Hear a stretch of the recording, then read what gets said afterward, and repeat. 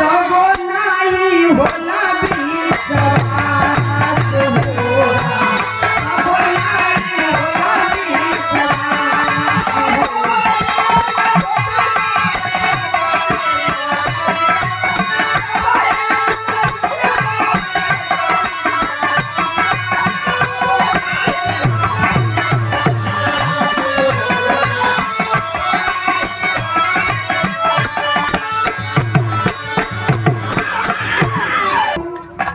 इंसान जब चलता है तो भगवान के हाथ से वादा करके चलता है, भगवान के हाथ से वादा करके चलता है।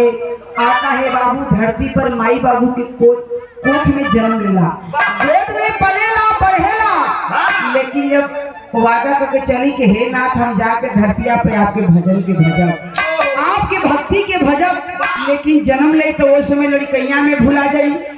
धीरे धीरे जब जवानी के दहलीज पर कदम रखी तो उस समय जवानी के उमंग में भुला गई। आज जब बुढ़ौती आई तो उस समय सोची कि हम भगवान के याद कर ले तो शुद्ध शब्द निकल ही ना पाई मुंह से, तो कितना याद करी। इसलिए भैया ओह परिवार का ये 2 लाइन का 2-4 लाइन की हमार निर्गुण का प्रस्तुति बा, वो परिवार का वेदना है।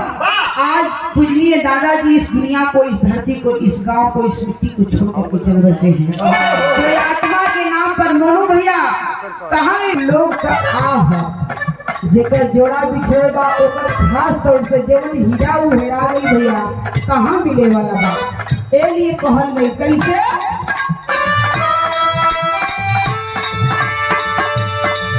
दर दिलवा के बढ़ी जाए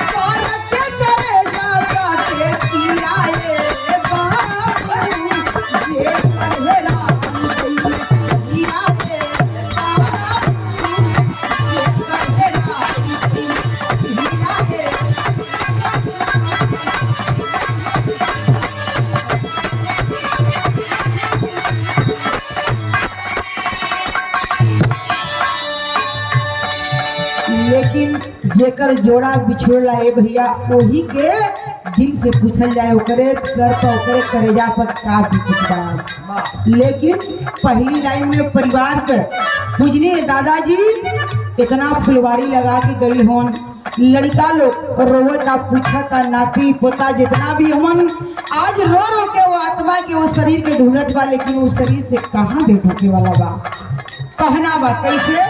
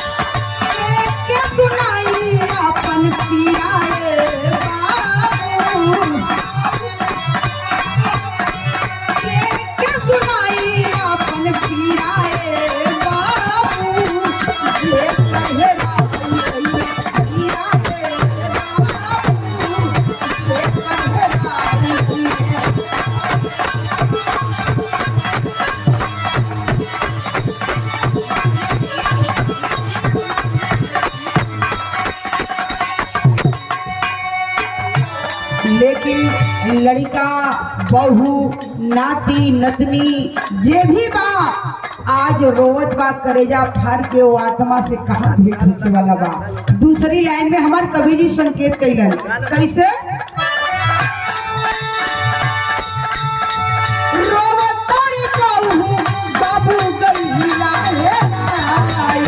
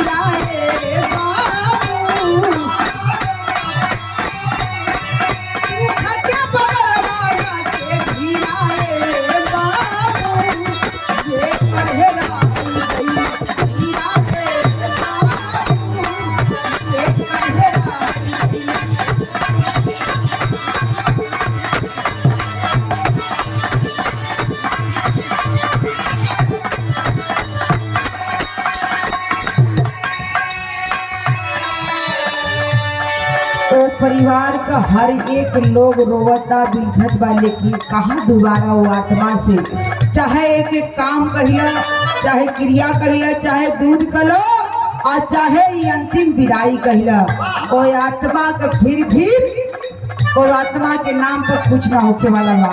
बहुत जे मनसाई, बहुत जे सम्मान करी, बहुत जे पैसा वाला रही तो दोबारा पुण्यतिथि मना ली। ए भैया आज कहल गई हमारी आपकी क्या औकात है साथियों, बताया जाता है।